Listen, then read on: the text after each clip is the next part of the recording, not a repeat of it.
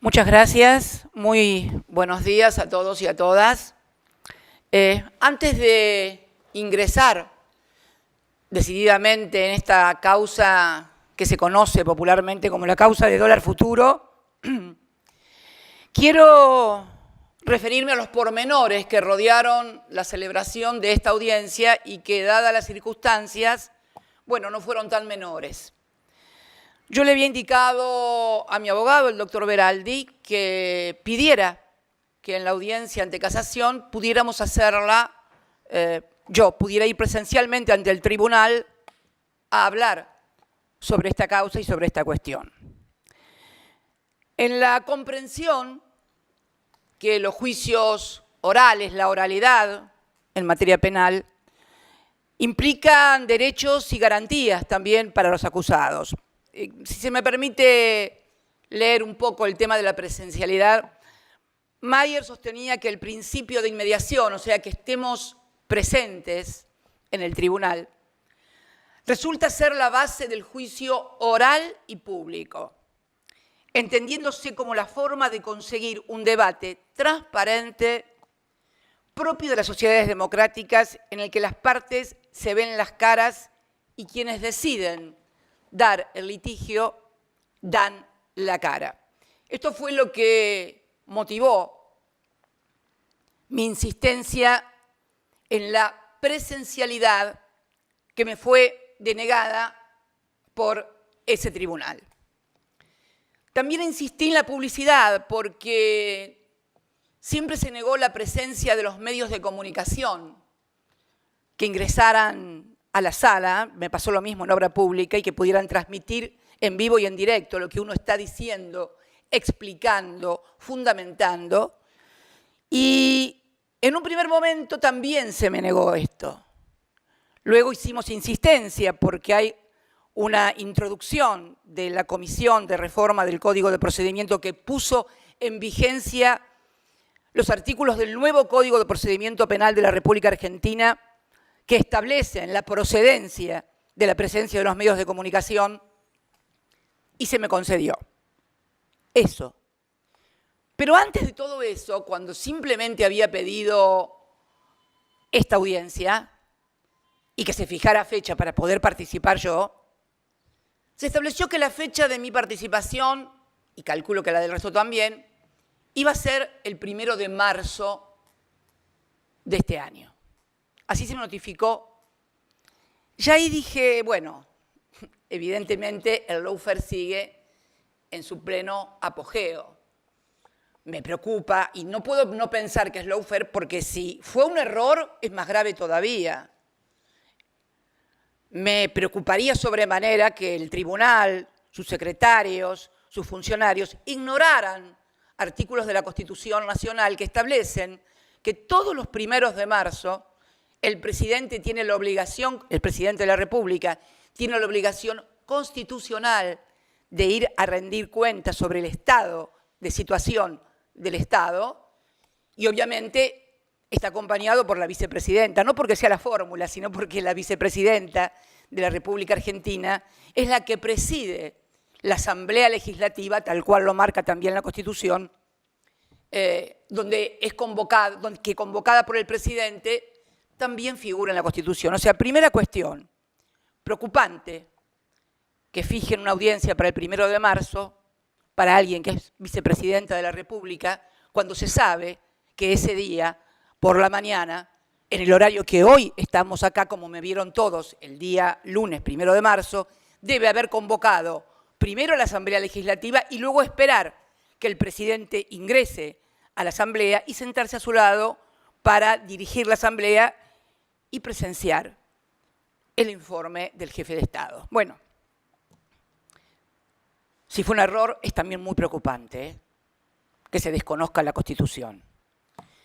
Luego tuvimos el tema de los medios de comunicación, finalmente pudimos acceder. O sea que en realidad todas estas cuestiones que parecen menores y que no lo son realmente, van abonando el camino de lo que hemos decidido en esta causa de dólar futura, denominarla como un ley de in case, no solamente en materia de lawfare, al que luego me voy a a referir, sino también en intromisión y manipulación del Poder Judicial en los procesos electorales y en la política en general en la República Argentina.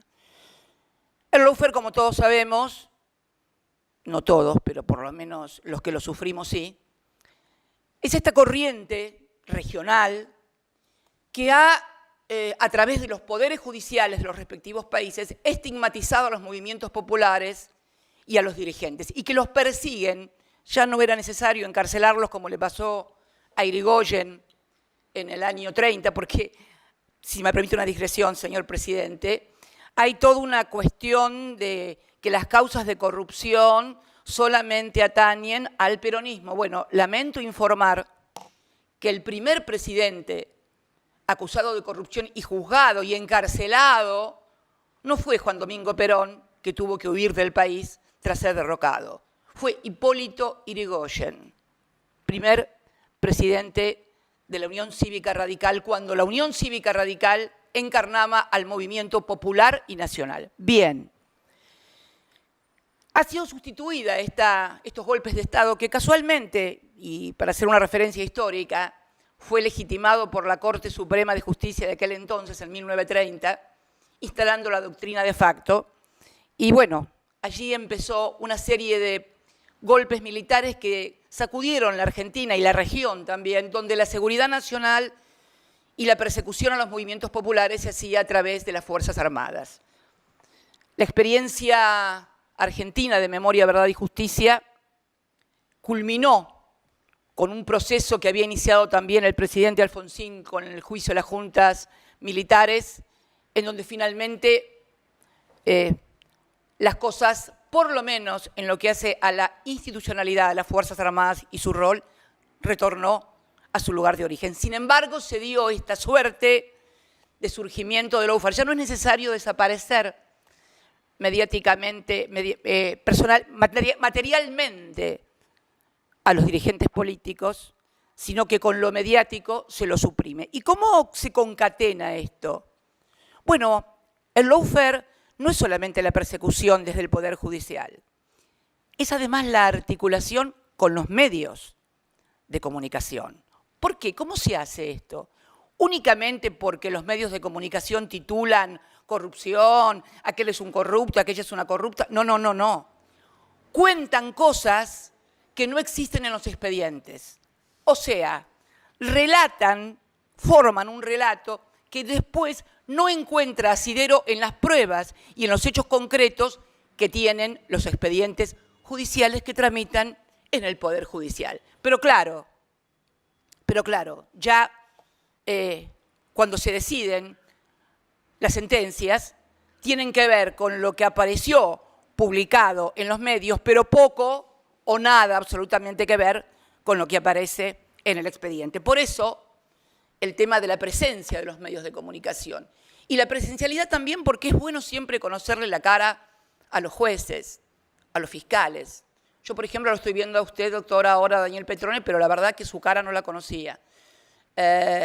Sí conocía a otra integrante del tribunal, la doctora Ana María Figueroa, porque la he visto en los medios de comunicación cuando denunció la presión que había sufrido por funcionarios del gobierno de Mauricio Macri en otra causa que también me tiene por acusada y que es la causa de memorándum de Irán.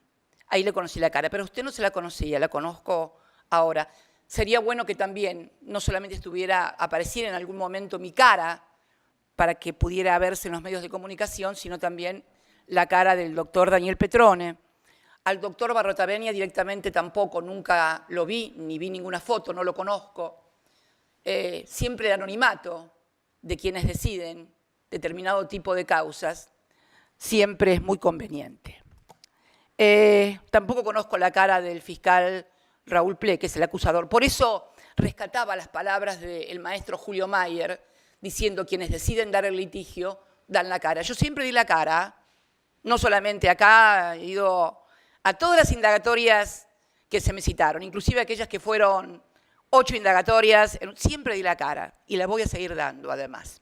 Bien, esta suerte de introducción que tenía que ver para explicar por qué la presencialidad es tan importante y por qué la publicidad también es tan importante. Ahora vamos a introducirnos directamente en la causa que nos atañe y por la cual estoy sentada hoy aquí acusada.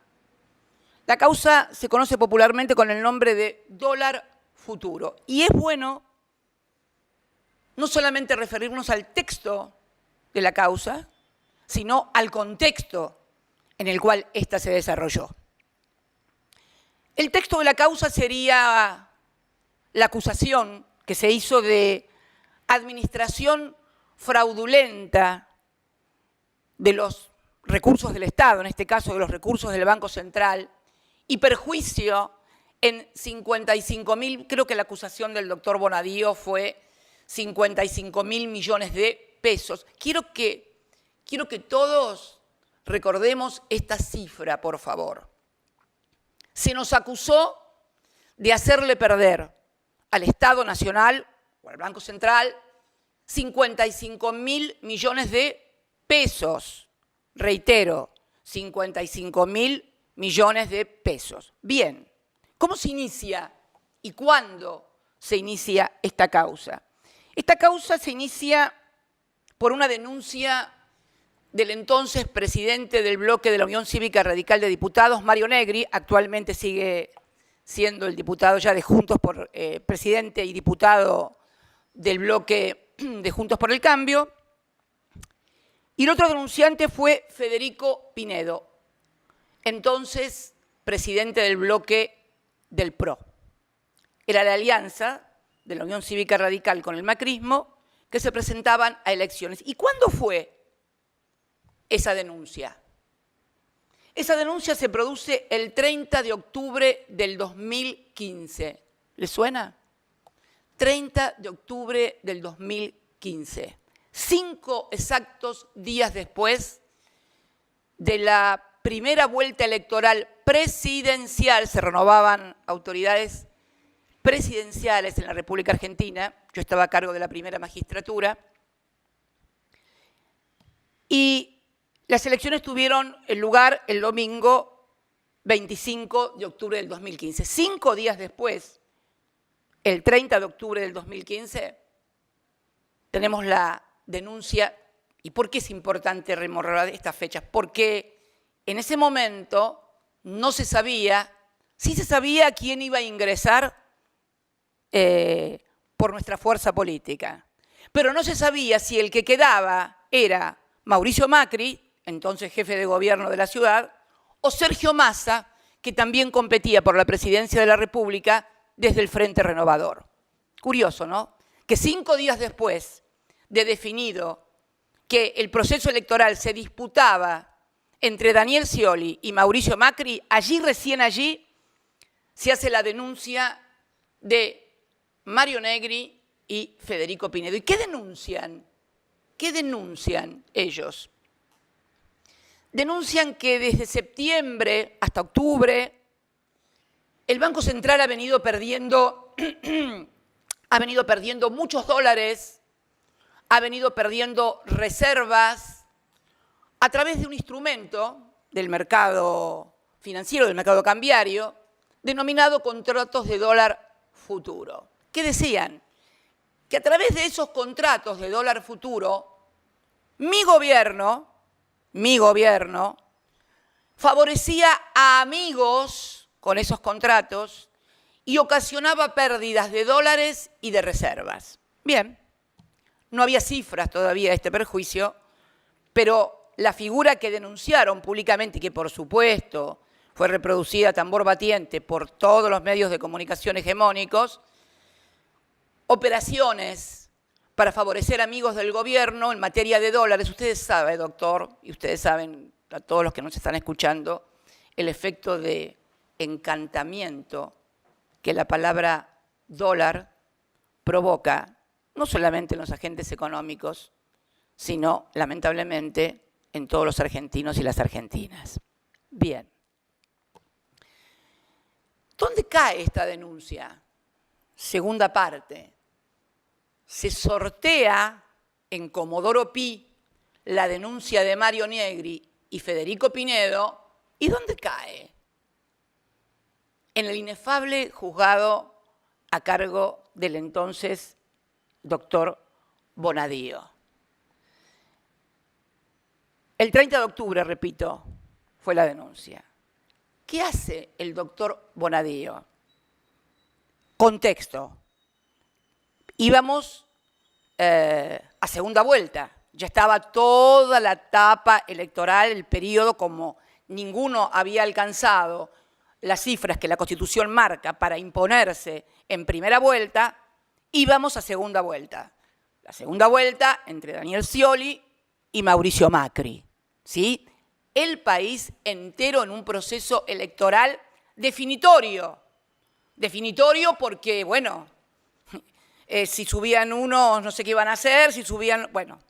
Después vamos a ver cómo ustedes, los jueces, influyen en la vida de los argentinos que no se dan cuenta que muchas veces las decisiones que ustedes toman van a impactar definitivamente en su bienestar y en su vida. Lo vamos a explicar en este ámbito. Bien, el 17 de noviembre del 2015, 17 de noviembre del 2015, martes 17, a las 12 horas, en plena rueda cambiaria abierta, usted sabe que se abre a las 10 el mercado, cierra a las 15 horas, con todo lo que esto implica, elecciones presidenciales, irrumpe en un allanamiento en el Banco Central, en la mesa de dinero del Banco Central, Bonadío. Obviamente, imagínense, ¿cuál era el objetivo? Provocar una corrida, una devaluación, un desastre para todos. El desastre iba a venir más tarde, pero bueno, eso los argentinos no podían saberlo tampoco. Allanan el 17 de noviembre. Si me permite una digresión con respecto a Bonadío y las fechas de sus allanamientos. Hoy, cuando me informaron esta fecha, 17 de noviembre del 2015, yo no recordaba exactamente el día, y leí las fechas en que me hizo todos los allanamientos a mí, el doctor Bonadío. Usted sabe que el doctor Bonadío, por una rara, no sé, una rara cosa que pasaba ahí y que sigue pasando muchas veces todavía en Comodoro Pi, todas las causas caían en lo de Bonadío, todas. Ergo Ergolini únicamente fue un juez que tomó, y después otro juez que me tomó indagatoria, pero obligado por la Cámara de Apelaciones, por Irursum, que era el doctor Casanello. Bien, pero siempre todas las causas caían en Bonadío. Bonadío allanó las oficinas de Máximo Kirchner en Río Gallegos el día que su hijo, Néstor Iván, cumplía años, a punto tal que su madre ese día, preocupada en Gallegos, yo había viajado a Río Gallegos para el cumpleaños de mi nieto, me preguntó si era posible que en la fiesta de cumpleaños que estaban haciendo en la casa de mi hijo y de su hijo, irrumpiera la policía en un allanamiento en una fiesta de cumpleaños. Dije, no te preocupes, no va a ser eso. La verdad que solo se lo dije para consolarla o calmarla, pero no estaba tan segura cuando se lo dije. Luego me hizo el allanamiento, el primero de los allanamientos que me hace a mí acá es en Juncal, en mi casa. ¿Qué día me lo hace? El cumpleaños de Elena, mi otra nieta, la hija de Florencia. Y el 25 de febrero, que es el cumpleaños, como es de público y notorio, de Néstor Kirchner, mi marido, mi compañero de vida y de militancia, me cita a 8 indagatorias en Comodoro Pi. Bueno, yo creo que es demasiado, pero estas cosas han sucedido y siguen sucediendo todavía en la República Argentina. Bien. Allana el Banco Central, con todo el estrépito y el escándalo que esto presupone, y obviamente esto es el 17 de noviembre, martes 17 de noviembre. ¿Qué pasaba ese domingo que seguía a ese martes? Balotaje en la República Argentina. Así fuimos a elecciones los argentinos y nuestro espacio político en general en el 2015. Por eso digo que no solamente lawfare, es también intromisión y manipulación de procesos electorales y de la política en general por parte de ustedes como miembros del Poder Judicial. Creo que los hechos que estoy relatando me eximen de mayores explicaciones. Esto no es una cuestión de ideología. Se puede ser de derecha, de izquierda, del centro o apolítico. Pero estos hechos sucedieron estos días en medio de un proceso electoral. Esto es objetivo. Me acuerdo que alguien le preguntó a algún periodista si esto no significaba una intromisión al proceso electoral y el inefable Bonadío le respondió que él no podía cerrar su juzgado porque haya elecciones. Así el Poder Judicial de la República Argentina. Bien, comienza la causa y acá viene la segunda parte del texto y contexto. El día 13 de abril me cita a indagatoria, ya hablaba de administración infiel, si mal no recuerdo. No quiero leer porque son administración infiel. El día 12 anterior lo había citado a quien era mi ministro de Economía, el doctor Axel Kicillof, y que hoy es el gobernador de la provincia de Buenos Aires y que también va a hablar después de esta intervención mía con cuestiones mucho más técnicas y precisas para tener en cuenta qué es lo que pasó.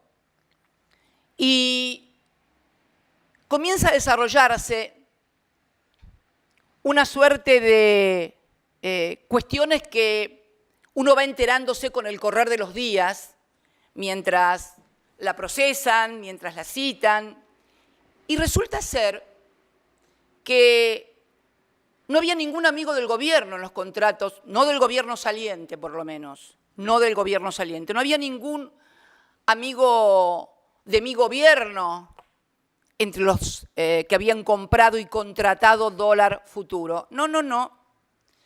Estaban todos los amigos de quien ya era presidente de los argentinos, de Mauricio Macri. Es más, había funcionarios de su gobierno. Y concretamente quiero referirme a Quintana, Mario Quintana creo que era el nombre, recuerdo el apellido, me parece que era Mario Quintana. Mario Quintana, entonces vicejefe de gabinete, era el segundo de Marcos Peña.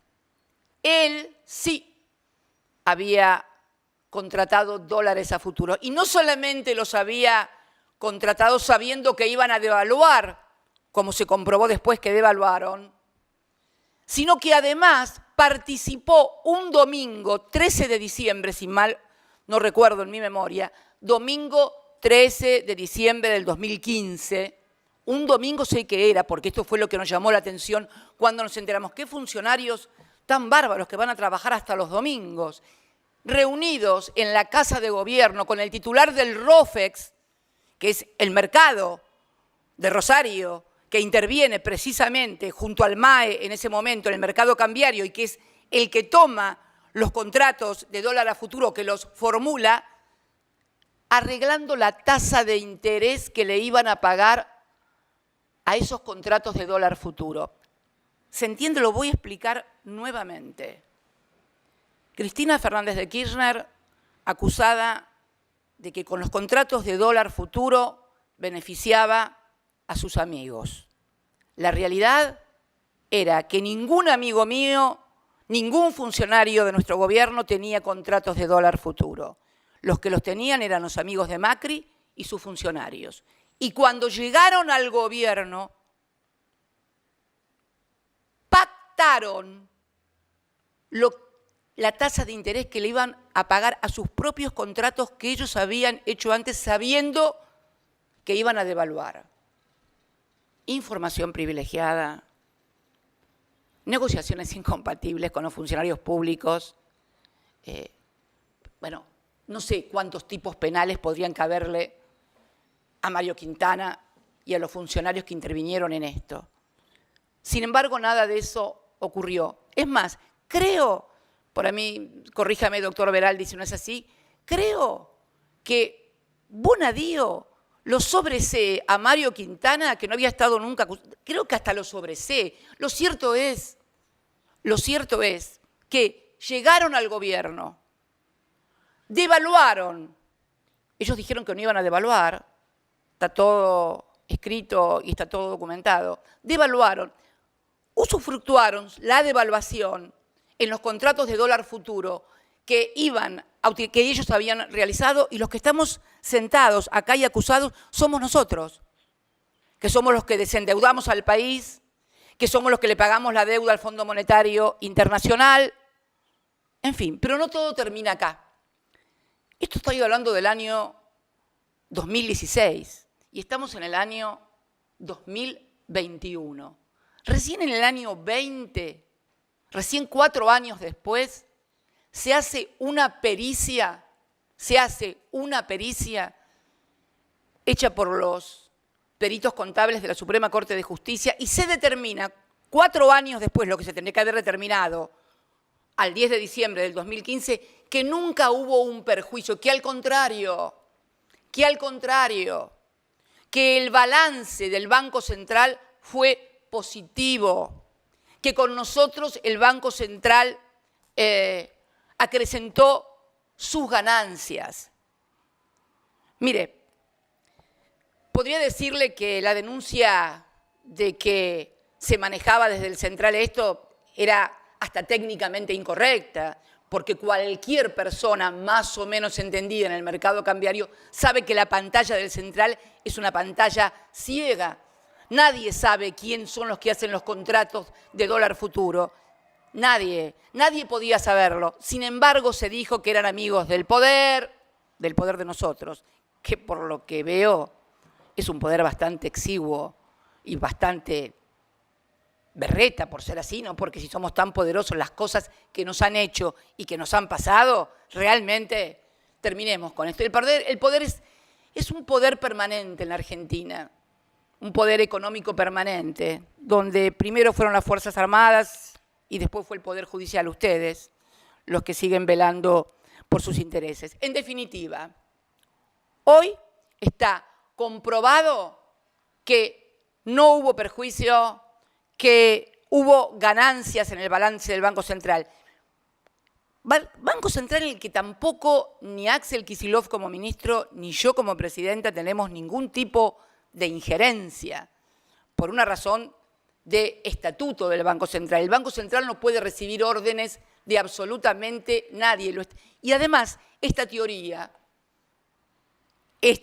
que es la teoría del alter ego que querían derrumbar los bonistas diciendo que el Banco Central es exactamente lo mismo que la Argentina, la puso prácticamente en crisis Bonadío, pero como ya iban a arreglar con los bonistas, tampoco había ningún problema. ¿Qué es la teoría del alter ego? Los bonistas decían que el Banco Central es el alter ego de la presidencia y que por lo tanto los recursos del Tesoro Nacional son lo mismo que las reservas del Banco Central. ¿Cuál es la diferencia?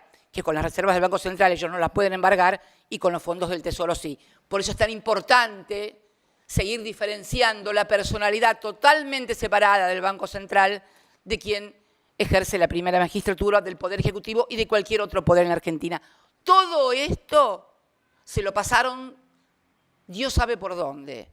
Nada fue aplicado. Todos los códigos fueron violados, todas las normas fueron violadas, toda la razón fue violada y seguimos hoy, 5 años después, sentados acá en el sillón de los acusados. ¿Y qué pasó en el mientras tanto en el país?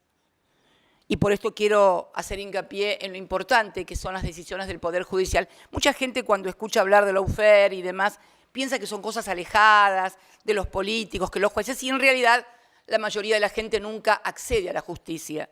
Pero las decisiones que toma el Poder Judicial impactan luego directamente en la vida y en el patrimonio de las personas. Lo cierto es que nosotros, que administrábamos el tipo de cambio, que fuimos presionados muchas veces para devaluar, inclusive en este propio gobierno, lo podemos recordar que este gobierno meses atrás fue presionado y corrido literalmente para que devaluara con $1 a 200 y sin embargo pudo administrarse la crisis como tantas otras crisis que nos hicieron a nosotros durante nuestra gestión para no devaluar, porque sabemos el impacto brutal, terrible, que tiene la devaluación en la vida de la gente. Nada de eso les importó. Habían venido a eso, a devaluar. Lo hicieron y dijeron, no importa la devaluación. Total, el precio de la economía, de los bienes, de los servicios, está al precio del dólar blue. Minga al precio del dólar blue.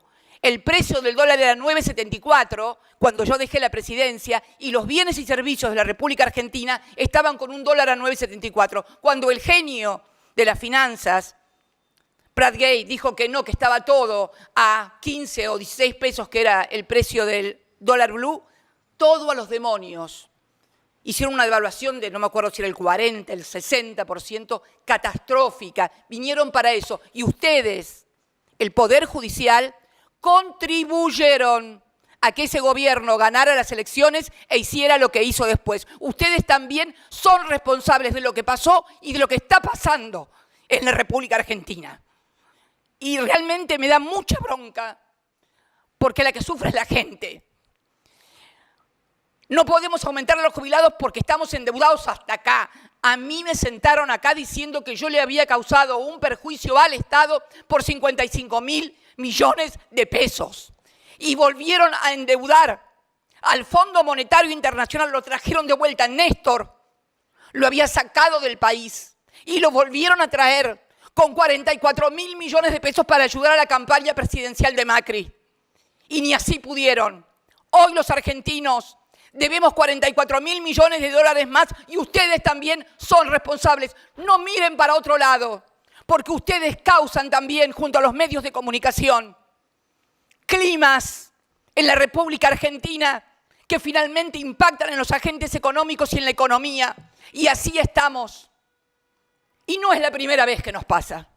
Nos pasó con el megacanje. Néstor es un hijo de la crisis del 2003. Jamás hubiera llegado a presidente si no hubiera pasado lo que pasó en el 2001. ¿Y quién estaba también en ese 2001? Sturzenegger, el que era presidente del Banco Central, el que nombraron presidente del Banco Central, el devaluador que hoy da clases en la Universidad de Columbia. Y claro que va a seguir dando clases en la Universidad de Columbia. Lo sobreseyeron en anteriores causas que tuvo cuando fue partícipe también de lo que pasó con el megacanje, aquella mega devaluación que casi nos puso el país patas para arriba.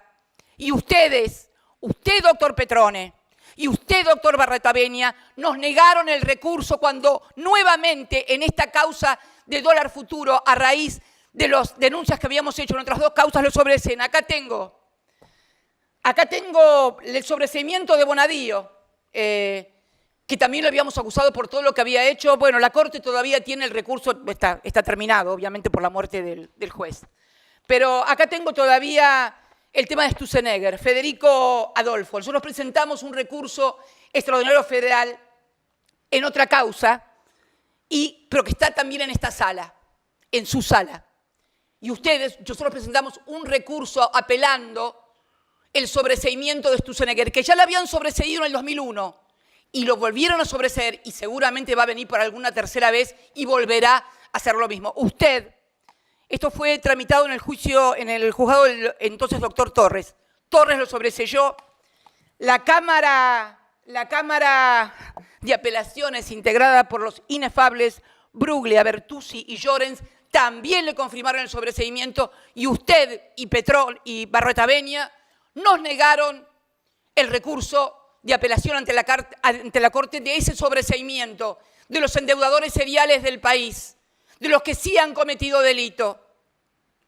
Díganme si ustedes no tienen que ver en lo que pasa en el país. Lo sobreseyeron en el 2001 y ahora lo vuelven a sobreseer. Y el señor sigue dando clases en Colombia. Y el presidente que nos volvió a endeudar, devaluando y devaluando, va a ver partidos de fútbol a Qatar. Y nosotros, Axel Kicillof, mi ex ministro de Economía, hoy gobernador de la provincia de Buenos Aires, sentados acá conmigo, junto también a Pese, presidente del Banco Central, fue mi vicepresidente del Banco Central y de Néstor durante 12 años y medio. ¿Cómo que no tiene que ver que se despabilen los argentinos de una buena vez por todas? El Poder Judicial incide todos los días en la vida de los argentinos, en las mujeres que masacran en femicidios espantosos cuando ustedes como jueces y fiscales se quedan sentados y no pasa nada, y no hacen nada. En los que quieren justicia porque tienen recursos presentados en quiebras, como decía el otro día, lo describió muy bien el presidente en el mensaje del 1 de marzo, cuando habla claramente de cómo incide el Poder Judicial en la vida de la gente. Y en este caso puntual de dólar futuro, algo que tanto influye en la vida de los argentinos, y en el endeudamiento. Permítame decirle que ahora escucho cosas que no escuché en aquel entonces. Ahora escucho a varios periodistas decir, bueno, no, esto es la verdad que dólar futuro, la verdad que dólar futuro no es una cuestión judiciable, es una cuestión de políticas de Estado. Ahora dicen que no se pueden enjuiciar políticas de Estado. Sospecho que están diciendo esto a partir de que el presidente decidió iniciar querella criminal por el criminal endeudamiento que tomaron con el Fondo Monetario Internacional en el 2018. Sospecho que van a querer decir, bueno, dólar futuro, no es igual, no es igual. Acá, en esta causa, no hubo ningún perjuicio económico. Acá, los contratos de dólar futuro que se instrumentaron durante la gestión nuestra hasta el 2015 eran de acuerdo a las normas que establece este contrato. Lo que hizo Mauricio Macri con el préstamo al Fondo Monetario Internacional hasta violaron el estatuto del fondo, violaron todas las normas internas de la administración pública, y además afectaron los 44.000 millones de dólares, no a estabilizar la economía, al contrario, cuanto menos malversación de caudales públicos, cuanto menos incumplimiento de los deberes de funcionario público, cuanto menos, no soy leguleya, no quiero convertirme en quien juzgue, pero esto es lo que está pasando. Yo sentada acá, acusada en una causa de dólar futuro que se manipuló y se armó al calor del proceso electoral, y luego de 5 años van a ser que estamos con esta causa. Hay una pericia contable hecha por los peritos de su corte, Petrone, que dice que no hubo perjuicio, que el balance es positivo, y yo sigo sentada acá. Y el otro en Colombia dando clases, y el otro mirando partidos de fútbol en Qatar. Y usted quiere convencerme a mí, a los argentinos, que hay justicia en este país y que hay un poder judicial en serio. Por favor, mire, creo que cuando me sigan en el uso de la palabra, el gobernador Kicillof y el presidente del Banco Central, el licenciado Pese, van a explicar todas las cuestiones técnicas. Pero yo quería decir esto, y además quiero decirle algo para finalizar. El contexto en el que estamos hoy. Estamos en un contexto, así como estábamos en un proceso electoral de contexto, hoy estamos en un contexto también muy particular.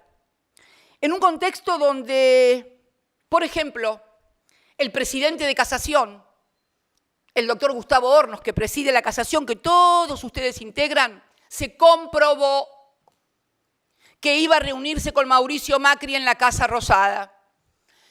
Yo sé que ustedes piensan, porque leí en los diarios, que le han pedido que renuncie a la presidencia, pero la verdad que debería hacer algo más. ¿Y sabe por qué le cuento? Porque también a mí me acusaron de reuniones con el doctor Casanelo en Olivos.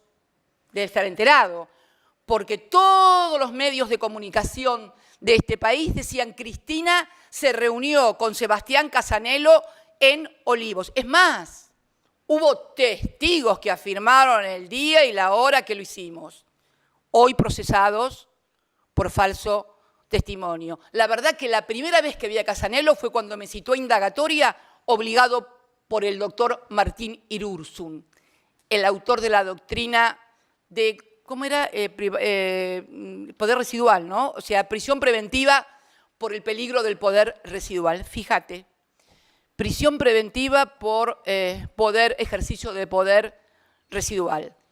A mi secretario, que lo estoy viendo acá, entonces mi secretario, el doctor Mariano Cabral, hoy prosecretario administrativo de este cuerpo, el doctor Martín Irursun en persona lo citó como testigo a la Cámara Federal en Comodoro Pi para que dijera si Casanelo había ido a Olivos. Obviamente no había ido a Olivos, nunca lo fue.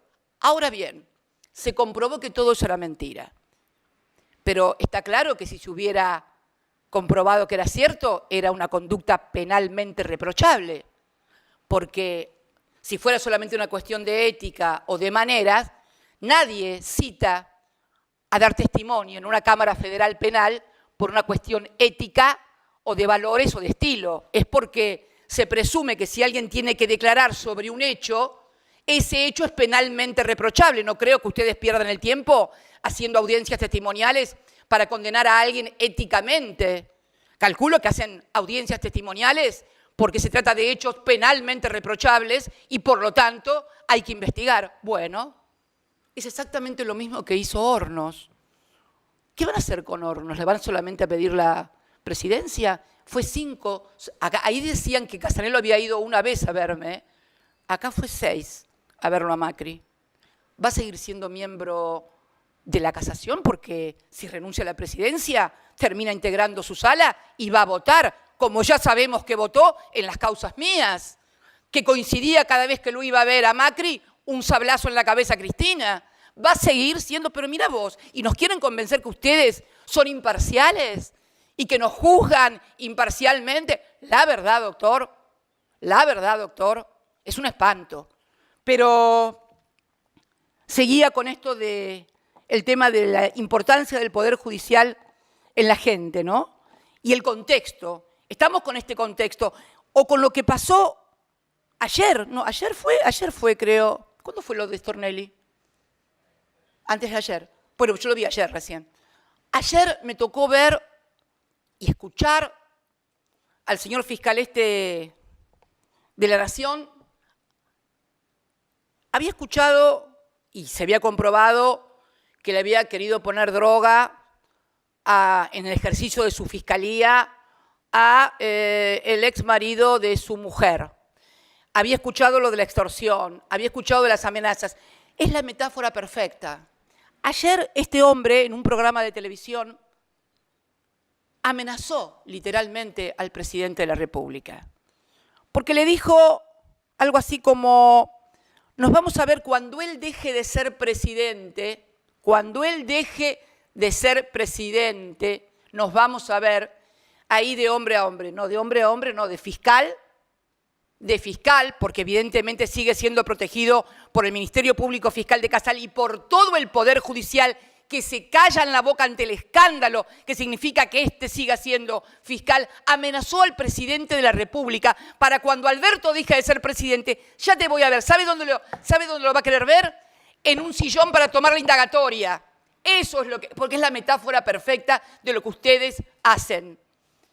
Esto es lo que hizo este señor Stornelli, que sigue siendo fiscal de la Nación, y siguen queriendo convencernos a los argentinos de que el Poder Judicial es independiente. En este contexto, además,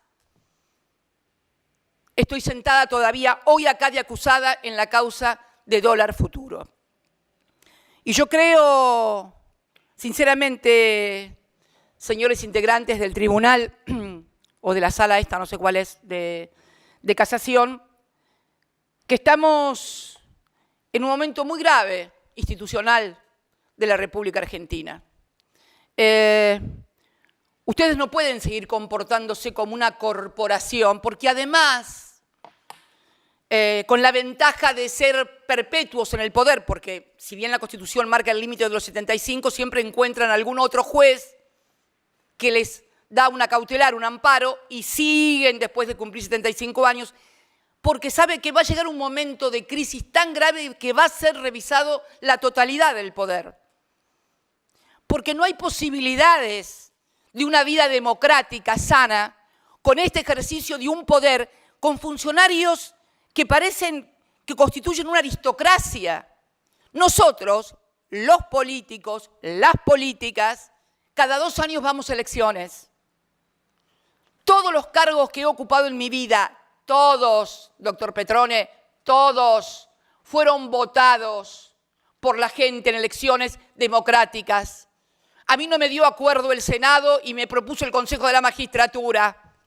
A nosotros nos ha votado la gente y nos sigue votando o no nos seguirá votando, no importa.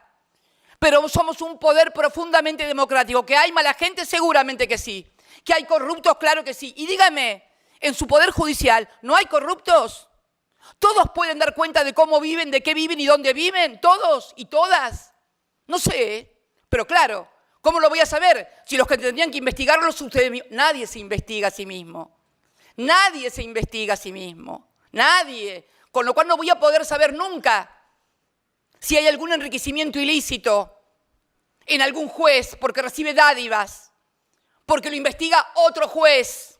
Este es el sistema que está podrido y perverso y que es necesario que todos pongamos el esfuerzo para corregirlo, para transformarlo.